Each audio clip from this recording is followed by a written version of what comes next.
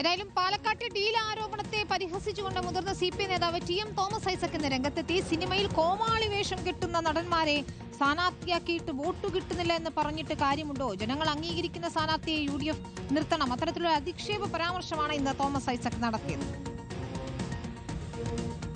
ഞങ്ങൾ UDF-നെ പിന്താങ്ങണമെന്നാണ് വേറെ പണി നോക്കുന്നത്. ജനങ്ങൾക്ക് അംഗീകാരമുള്ള സ്ഥാനാർത്ഥികളൊക്കെ ഉണ്ട്. ഇങ്ങനെയൊക്കെ കോമാളി വേഷം കെട്ടി നടക്കുന്ന നടന്മാരെയൊക്കെ പിടിച്ച് ഒരു ദിവസം കൊണ്ടേ വെച്ചിട്ട് അയ്യോ ഞങ്ങൾക്ക് വോട്ട് കിട്ടുന്നില്ല, ഞങ്ങളുടെ വോട്ട് LDF ഭിന്നിപ്പിക്കാൻ പോണെന്ന് പറഞ്ഞു നടന്നിട്ട് വല്ല കാര്യമുണ്ട്. മുതിർന്ന നേതാക്കൾ പാർട്ടി വിട്ടത് തെരഞ്ഞെടുപ്പിന് ശേഷം പരിശോധിക്കുമെന്നും 60 വർഷക്കാലത്തെ സ്വന്തം ചരിത്രമാണ് G സുധാകരൻ റദ്ദ് ചെയ്തതെന്നുമാണ് തോമസ് ഐസക് കുറ്റപ്പെടുത്തിയത്.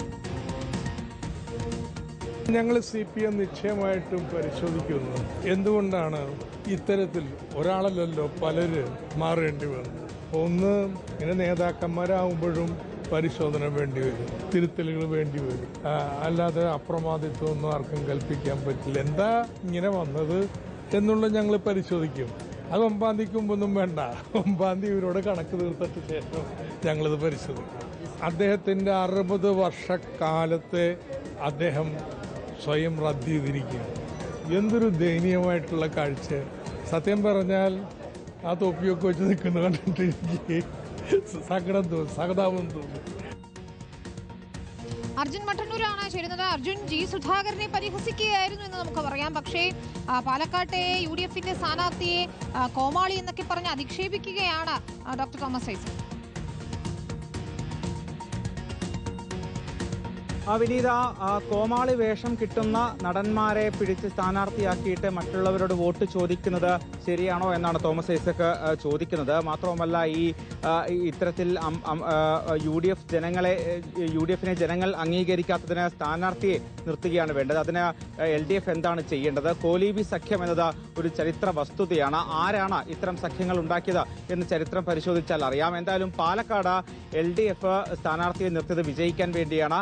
അവിടെ UDF-ൽ നിന്നുള്ള ന്യൂനപക്ഷ വോട്ട് LDF-ന് കിട്ടും എന്ന് പറയുമ്പോൾ സ്വാഭാവികമായും LDF സ്ഥാനാർത്ഥി വിജയിക്കും എന്നതാണ്. അതിനുവേണ്ടി തന്നെയാണ് അവിടെ LDF സ്ഥാനാർത്ഥിയെ നിർത്തിയിരിക്കുന്നതും എന്നും പറയുന്നുണ്ട്. പാലക്കാട് UDF-നെ LDF പിന്താങ്ങണം എന്നാണോ? അതിന് വേറെ പണി നോക്ക് എന്നും കൂടി തോമസ് ഐസക് പറയുന്നുണ്ട്. മുതിർന്ന നേതാവാണ്, കേന്ദ്ര കമ്മിറ്റി അംഗമാണ്.